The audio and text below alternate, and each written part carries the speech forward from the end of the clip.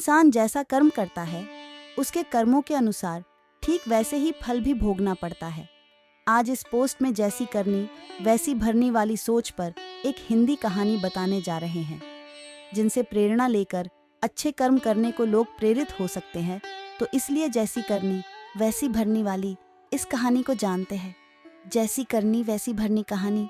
एक पंडित जी थे जो कि बहुत ही धार्मिक प्रवृत्ति के थे और वे शहर के मंदिर में रहा करते थे। वे अक्सर लोगों को ज्ञान की बातें बताया करते थे और जो भी मंदिर आता पंडित जी उसे ज़रूर कहते हैं, जो जैसा बोएगा वो वैसा ही काटेगा। सबको अपने कर्मों का फल यही भोगना पड़ता है, जिसके कारण वहाँ के लोगों को पंडित जी पर बहुत विश्वास था और सभी लोग पंडित जी के बहुत आदर करते थे, जिसके कारण पंडित जी के ज्ञान की प्रसिद्धि दूर दूर तक फैल गया। पंडित जी के ज्ञान की बातें दूर रहने वाले एक गांव में 3 चोरों को भी पता चला, तो वे तीनों चोर पंडित जी के बातों से सहमत नहीं थे। उन चोरों ने मन बनाया कि क्यों न पंडित जी से मिला जाए और उनकी बातों को झूठा सिद्ध किया जाए। ऐसा सोचकर वे तीनों चोर भेष बदलकर उस मंदिर में पहुंच गए। जहां पर उन चोरों ने पंडित जी को देखा तो उन चोरों ने पंडित जी को प्रणाम करके उनसे ध्यान की बातें बताने को कहा।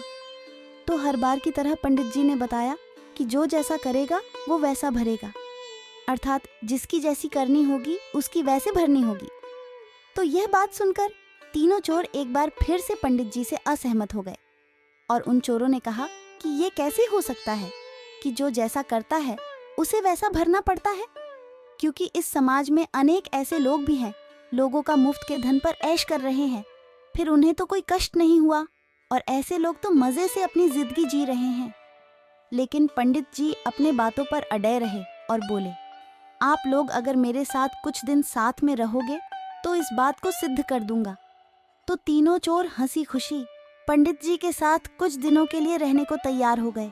तो इसके बाद पंडित जी ने मंदिर के पीछे खाली पड़े खेत को 3 हिस्सों में बांट दिया और बोला, आज से आप लोग इस खेतों में खेती करेंगे और जैसा मैं कहूँगा वैसा ही आप लोग करना। तो तीनों चोरों ने हामी भर दी। इसके बाद पंडित जी ने तीनों चोरों को खेती करने के सारे नियम उन चोरों को बता दिए। फिर इसके बाद वे तीनों चोर अपने खेतों में खेती करने जुट गए।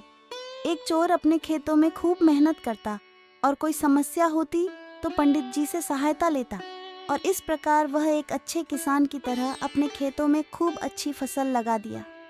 इसी तरह दूसरा चोर भी अपने खेतों में थोड़ा कम मेहनत करता था और किसी तरह उसने भी अपने खेतों में फसल लगा दिया, जबकि तीसरा चोर तो अपने खेतों में थोड़ा सा भी मेहनत नहीं करता था और सब खेतों में थोड़े से मेहनत करके किसी तरह बीज को बो दिया।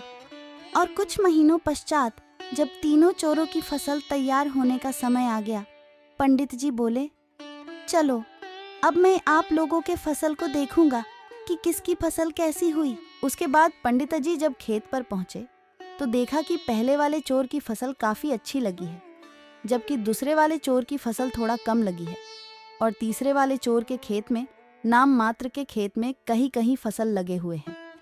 जिसको देखकर पंडित जी ने उन तीनों चोरों से कहा, देखो जो जैसा किया है उसकी वैसी फसल लगी हुई है, अर्थात जिसने अपने खेत में जितना अच्छा काम किया है उसकी फसल सबसे अच्छी लगी हुई है। इस प्रकार आप तीनों लोग समझ सकते हो कि जो जैसा और जितना मेहनत करेगा उसे वैसा ही उतना अपने मेहनत का फल यानी उसकी फसल तैयार होगी। यानी अब आप लोगों ने जैसा बोया है वैसा ही अब आप लोग अपना फसल काट सकते हो। पंडित जी की ये बातें सुनकर उन दोनों चोरों को समझ में आ गया कि पंडित जी सही कह रहे हैं, जबकि तीसरा वाला चोर बोल पड़ा कि पंडित जी आप ही बताइए कि खेती करना मुझे नहीं आता है, इसलिए मेरी फसल अच्छी नहीं हुई होगी, लेकिन पहले मैं चोर था, खूब चोरी किया और हमेशा खुशहाल रहा, कभी मुझे अपने गलत कामों के लिए कोई सज़ा नहीं मिली। तो पंडित जी ने उसे समझाते हुए कहा कि हो सकता है तुम्हें अभी तक अपनी गलतियों की सज़ा न मिली हो, लेकिन इस बात को भी मत भूलना चाहिए कि जब यदि कभी तुम पकड़े जाते तो हर बार की गलती की सज़ा एक ही बार में मिल जाती तो तुम क्या कर सकते हो। इंसान अपनी गलत कामों की वजह से बार बार भाग सकता है, लेकिन जब उसके बुरे दिन आएंगे तो फिर कोई बचाने वाला नहीं मिलेगा। पंडित जी की ये बातें सुनकर उस चोर की आंखें खुल गईं और तुरंत पंडित जी के पैरों में गिर पड़ा और अपनी गलती मान ली। इसके बाद तीनों चोरों ने चोरी छोड़ देने के साथ ही पंडित जी के साथ रहने को तैयार हो गए और फिर वे पंडित जी के सच्चे सेवक बन गए। इस कहानी से हमें क्या सीख मिलती है? तो देखा दोस्तों, उन चोरों की तरह हमें भी अपने जीवन में ये कभी कभी महसूस होता है कि हम जो करते हैं वो हमेशा सही होता है और हमें लगने लगता है हम सभी चीज़ें सही कर रहे हैं, इसलिए हमारा कोई कुछ नहीं बिगाड़ सकता है।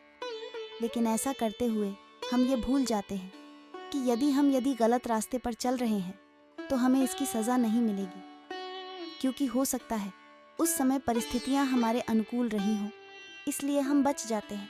लेकिन हमें इस बात का भी ख्याल रखना चाहिए, हर दिन हर समय परिस्थितियां हमारे अनुकूल नहीं रह सकती हैं। ऐसी स्थिति में हमें अपनी की गई गलतियों की सज़ा मिल सकती है। इसलिए परिस्थितियां चाहे कैसी भी क्यों ना हो, हमें कभी भी गलत मार्ग का सहारा नहीं लेनी चाहिए, क्योंकि ऐसा करने से हम एक दो बार बच सकते हैं लेकिन बार बार नहीं बच सकते हैं। इसलिए हमें कभी भी गलत मार्ग का अनुसरण कभी नहीं करना चाहिए। इसलिए जैसे कि कहा भी गया है, जैसी करनी वैसी भरनी। तो आप सबको ये अच्छी हिंदी कहानी कैसा लगा, प्लीज़ कमेंट करके हमें ज़रूर बताएं। वीडियो को लाइक करें और इस कहानी को शेयर भी ज़रूर करें।